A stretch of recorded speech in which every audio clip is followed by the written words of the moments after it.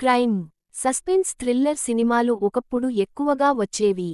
ఈ మధ్య కాలంలో సైకలాజికల్ థ్రిల్లర్ సినిమాల సంఖ్య పెరుగుతూ వెళుతోంది. ఆ వరుసలో నుంచి వచ్చిన తమిళ సినిమానే స్టీఫెన్. గోమతి శంకర్ ప్రధానమైన పాత్రను పోషించిన సినిమా ఇది. ఈ నెల 5వ తేదీన నేరుగా నెట్ఫ్లిక్స్ లో రిలీజ్ చేశారు.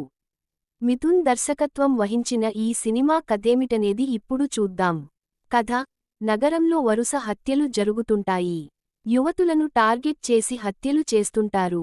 ఈ హత్యలను ఎవరు చేస్తున్నారు, ఎందుకు చేస్తున్నారు అనేది పోలీసులకు ఒక సవాల్గా మారుతుంది.